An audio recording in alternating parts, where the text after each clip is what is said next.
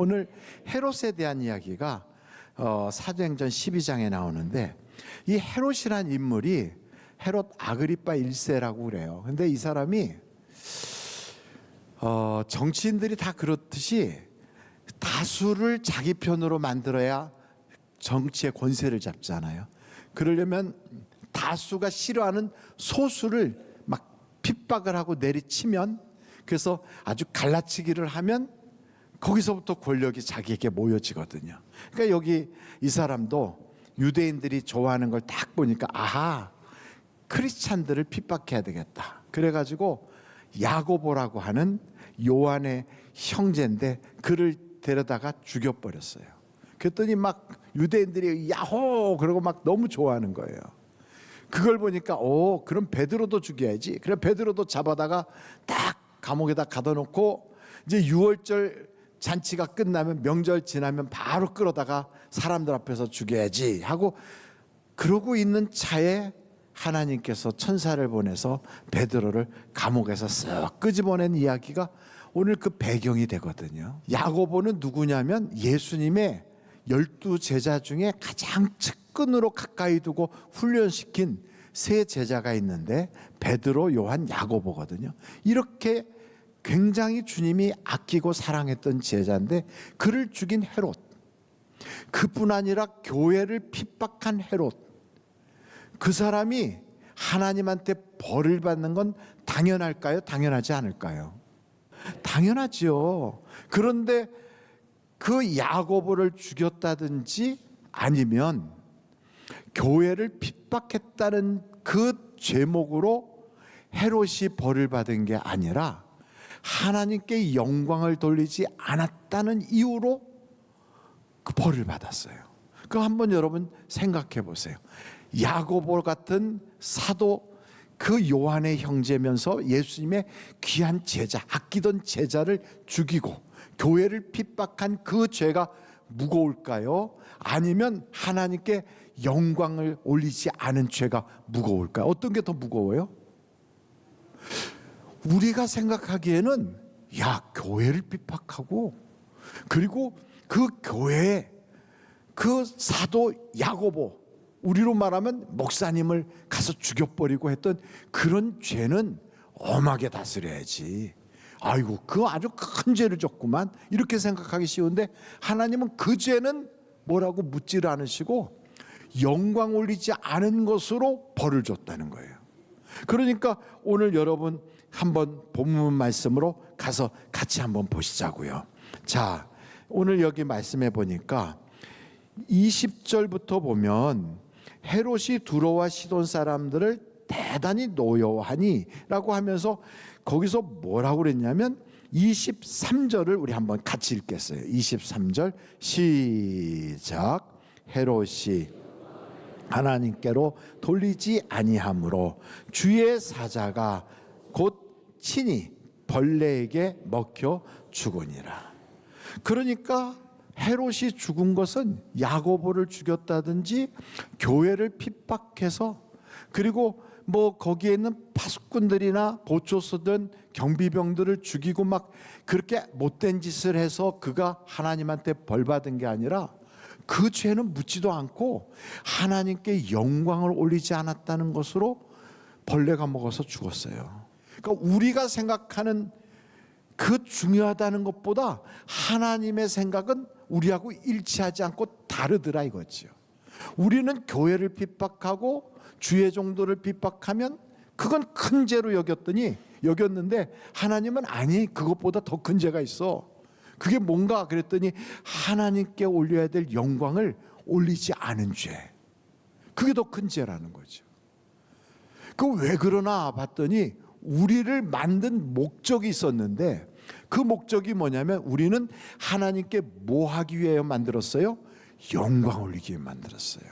그래서 이사야서를 여러분들이 한번 보시면 이사야서에 이렇게 나와 있어요. 한번 이사야서 여러분들이 너무 잘 아는데 같이 한번 찾아볼까요? 자, 이사야서 43장 7절이에요. 이사야서 43장 7절 같이 읽겠어요. 시작. 내 이름으로 불려지는 모든 자 곧 내가 내 영광을 위하여 창조한 자를 오게 하라.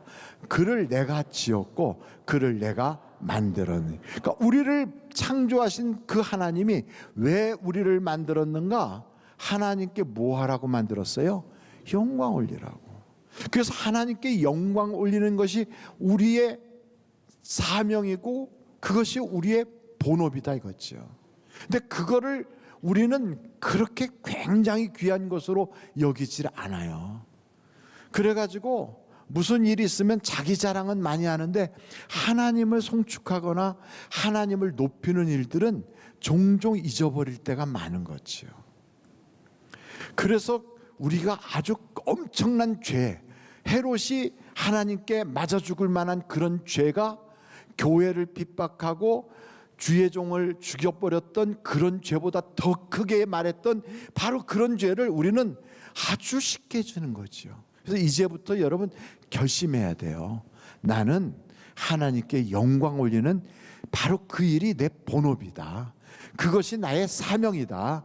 이것을 확실하게 여러분이 기억하기를 간절히 바랍니다. 그걸 사명으로 알고 그걸 본업같이 생각하면서 하나님께 영광 올리기 위하여 애를 쓰면 하나님께서는 우리를 지키시는 거죠. 한번 성경을 볼 텐데 하박국서 한번 보세요. 2장 14절이에요.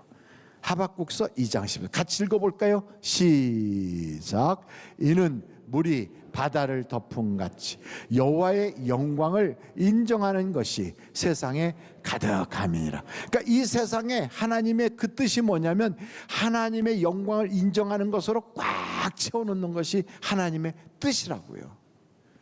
그래서 여러분 우리 보고 하나님께 영광을 거룩한 옷을 입고 가서 예배를 드림으로써 하나님께 영광을 올려라 그랬어요. 한번 성경을 볼 텐데 저 한번 시편 29편 2절에 시편 29편 2절 같이 읽겠어요. 시작. 여호와께 그의 이름에 합당한 영광을 돌리며 거룩한 옷을 입고 여호와께 예배할지어다. 그러니까 우리는요 두 가지 사명이 있다고 했죠. 영광 올리는 것과 예배하는 건데 이걸 하나로 딱 뭉치면 사실은 그게 다 영광 올리는 거예요. 그래서 오늘 여러분 교회 와서 예배 드릴 때 아무 생각 없이 그냥 찬송 부르고 아무 생각 없이 기도하고 그게 아니라 내가 이 모든 걸 통하여 하나님이 영광을 받으셔야 되겠구나. 그런 마음으로 교회 올 때도 오늘도 하나님 한 주간을 지켜주신 그 은혜 감사합니다 하고 영광을 하나님께 정확하게 정성을 다해서 올리면 우리의 삶은 아무리 불경기라도 아무리 세상이 어렵다 해도 하나님이 책임져 주시는 거예요. 왜냐하면 우리는 그 일을 위해서 만들었거든. 커피잔은 커피를 담으려고 만든 거고 뚜벅이는 거기다가 된장을 담으려고 만든 것처럼 우리는 하나님께 영광 올리는 그릇으로 만들었는데 그 일을 우리가 정확하게 할 때 하나님은 우리를 책임져 주시는 거예요. 성경을 한번 또 볼 텐데 여러분 같이 한번 보시면 좋겠어요. 자, 마태복음 5장 16절에 마태복음 5장 16절 같이 한번 읽겠어요. 시작. 이같이 너의 빛이 사람 앞에 비치게 하여 그들로 너희 착한 행실을 보고 하늘에 계신 너희 아버지께 영광을 돌리게 하라. 그러니까 여러분 우리가 착하게 살라. 세상에 나가서 선한 일을 해라. 그게 있죠. 무슨 우리 얼굴 내밀고 야 예수 믿는 사람들은 착하구나 선하구나 그런 소리 들으라고 하는 게 아니라 그걸 통하여 목적이 뭐냐면 하나님께 영광 올리게 하려는 거예요. 그러니까 하나님은 모든 일에 예배 드리는 것도 영광을 위하여 착한 일 하는 것도 구제하는 것도 선행을 하는 것도 다 영광을 위해서 하는 거예요. 그러니까 우리가 먹든지 마시든지 우리는 하나님의 영광을 위하여 살아야 되는 거지요. 그래서 여러분 성경에 보면 이렇게 돼 있어요. 고린도전서 10장 31절 같이 한번 읽어보실까요? 시작. 그런즉 너희가 먹든지 마시든지 무엇을 하든지 다 하나님의 영광을 위하여 하라. 그러니까 여러분 우리 예수 믿는 사람은 하나님의 영광을 위하여 사는 거예요. 먹든지 마시든지 뭘 하든지 하나님의 영광을 위하여 사는 것이 우리의 크리스찬들의 삶이다 이 말이지요. 그거 같이 한번 볼 텐데, 자, 빌립보서 2장 11절 말씀 한번 같이 볼까요? 빌립보서 2장 11절 같이 한번 읽겠습니다. 시작. 모든 입으로 예수 그리스도를 주라 시인하여 하나님 아버지께 영광을 돌리게 하셨네. 그래서 우리의 삶의 목적의 최종 목적은 하나님께 영광 올리는 거예요. 저는 여러분들이 그런 삶이 되시기를 주님의 이름으로 축원합니다. 마지막으로 오늘 이 말씀을 보면서 헤롯 아그리빠라고 하는 사람은 사는 것 자체가 남을 죽이는 일로 살아요. 그래서 가만히 보면 야고보를 죽였어요. 그 다음엔 베드로를 죽이려고 그래. 근데 베드로를 못 죽이니까 그를 지키고 있었던 파수꾼들을 죽였어요. 가는 곳곳마다 죽여. 만약에 이 사람이 나중에 자기 인생을 돌아보면 너 뭐 하다 왔냐? 그러면 사람들 죽이다 왔다. 그럼 여러분 그 사람은 자기 인생이 아주 자랑스러울까요? 모르지. 생각이 잘못됐으면 그것도 무슨 권세인 것처럼 자랑스러울지. 그러나 그 자기 인생 문 앞에 지옥문이 덕 하고 열리는 거지요. 그러니까 살면서 평생 남 욕이나 하고 남 비방이나 하고 시기 질투나 하고 비교나 하고 뒤에서 궁시렁궁시렁하고 욕이나 하고 이러고 살다가 탁 세상을 떠나면 자기 문 앞에 뭐가 있겠어요? 지옥문이 꽉 기다리고 있는 그런 인생이 되면 안 되지. 어찌됐든 자기가 살아가는 모든 인생을 탁 되돌아봤을 때 나는 하나님의 영광을 위해서 살면서 사람들을 살리는 인생을 살았어. 그런 사람이 돼야 돼요. 구원해서 예수 믿게 하여 천국 가게도 하고, 가정이 깨질 건데 그 가정에 예수님을 받아들이게 해서 가정이 회복되게도 하고, 불행하여 죽고 싶어서 정말 괴로워하던 그 사람이 예수 만나가지고 소망이 생기면서 그 사람의 인생에 새로운 소망이 보이면서 살게 하고, 이런 사람들이 있잖아요. 근데 여러분, 정치라고 하는 거는 막 속에서 그냥 울분을 갖게 하거든. 그 사람이 어떤 사람이든 간에 정치하는 일에 딱 휘둘리면요, 목사인 저도 그래요. 제가 막 유튜브 같은 거 보면서 정치에 막 이렇게 들어가잖아요. 그러면 막 이놈은 죽어야 돼, 이놈은 죽어야 돼, 이런 생각이 들 때가 있어요. 목사 입에서 죽어야 되는 사람이 있으면 돼요, 안 돼요? 안 되는 거지. 목사 입에서는 살아야 되는 사람만 있어야지 죽어야 된다는 게 그게 말이나 됩니까? 그런데 정치는 다 그래요. 자기하고 이념이 다르고 사상이 다르고 자기하고 생각이 다르면 아주 미워지고 죽여버렸으면 좋겠고 막 이런 생각이 들어. 그러니까 여러분, 그건 잘못이지.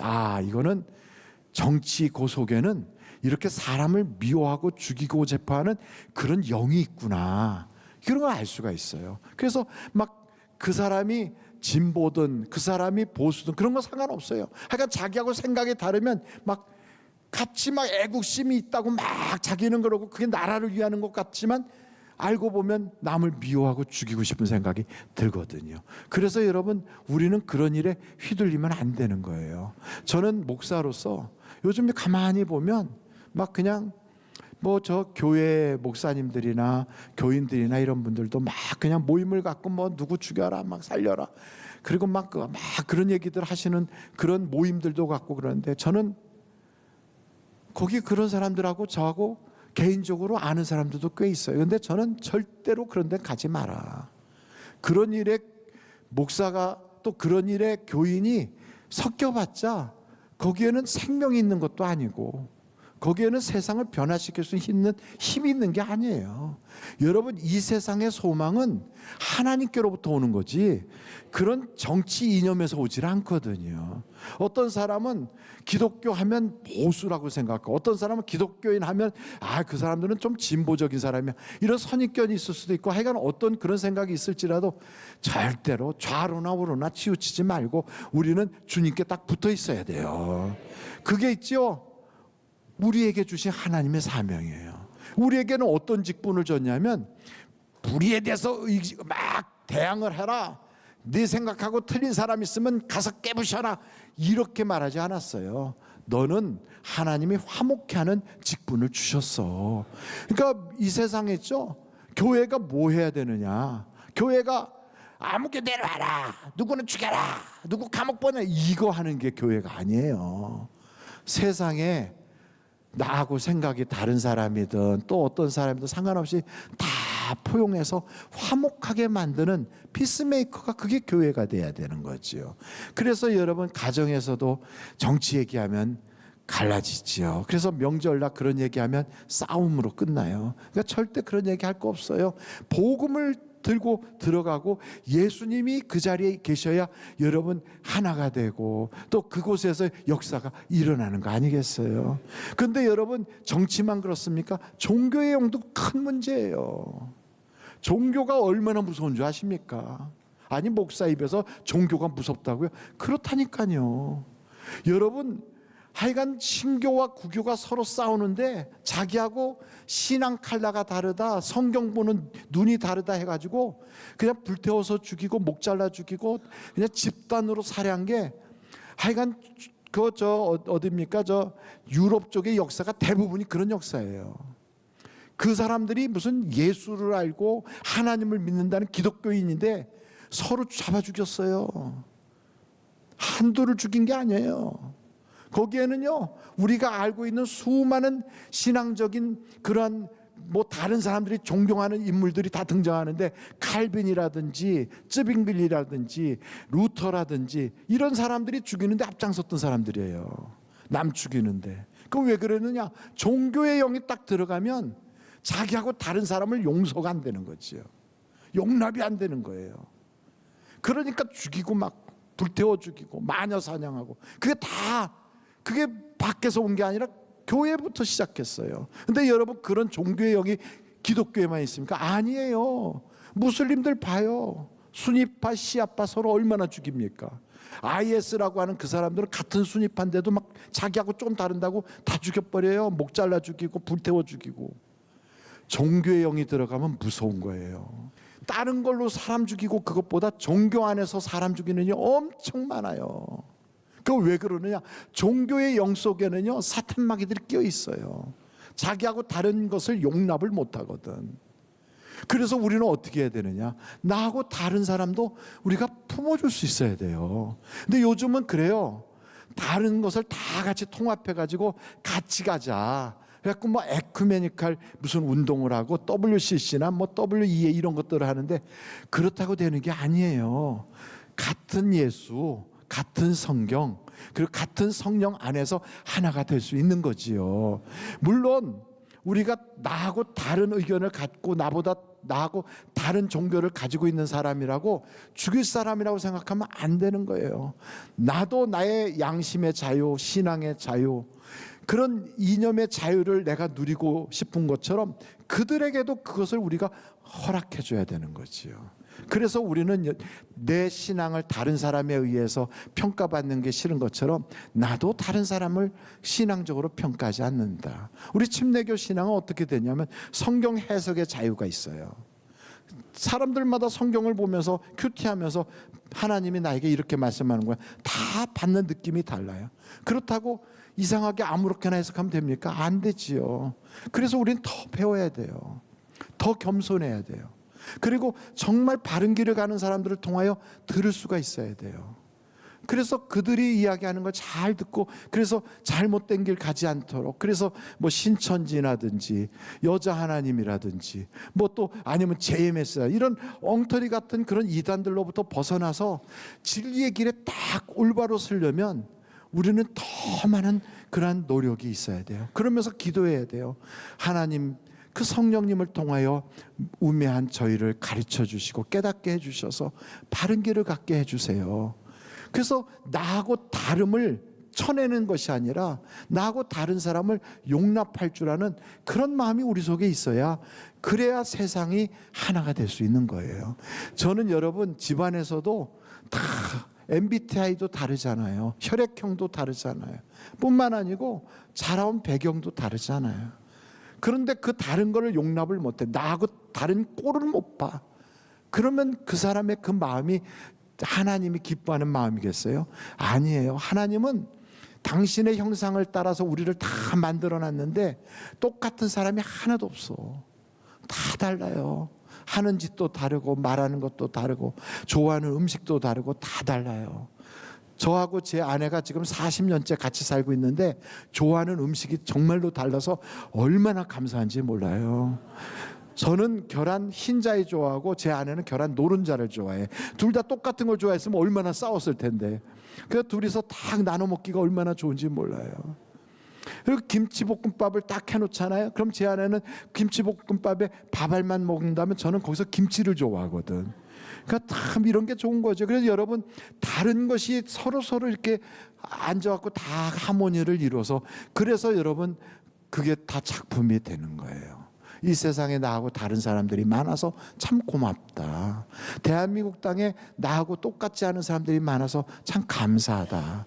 그래야 그게 오케스트라가 되는 거지요.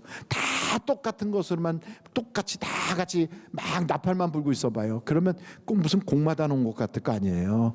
근데 거기에 다 바이올린도 있고 첼로도 있고 비올로도 있고 거기에 무슨 뭐 호른도 있고 온갖 뭐 여러 가지 악기들이 쫙 들어가니까 그게 작품이 되잖아요. 우리도 똑같아요. 나하고 다른 사람이 있는 걸 용납할 수 있어야 돼요. 그래서 여러분 성경에 보면 이런 말씀이 있어요. 같이 한번 읽어보시면 좋겠는데 같이 한번 여러분 보실까요? 자, 로마서 15장 6절로 7절이에요. 같이 한번 읽겠습니다. 시작. 한 마음과 한 입으로 하나님 곧 우리 주 예수 그리스도의 아버지께 영광을 돌리게 하려 하노라. 그러므로 그리스도께서 우리를 받아 하나님께 영광을 돌리신과 같이 너희도 서로 받으라. 그러니까 우리가 있는 그대로 받아야 되는 거예요. 하나님도 우리를 안 고쳤어요. 그래서 우리가 그러잖아. 하나님한테 아주 뻔뻔하게 주장을 해요. 하나님한테 내 모습 이대로 주 받으옵소서. 여러분 고치지 말고 그냥 받아달래잖아요. 우리가 하나님한테도 얼마나 뻔뻔합니까? 하나님 나 고치려고 하지 말고요. 병든 건 고쳐주세요. 그러나 내 기질 성격 이런 거 좀 까탈스러운 이런 거는 그냥 있는 그대로 좀 받아주세요. 그거 고치려고 하면 우리 인생 망가지거든요.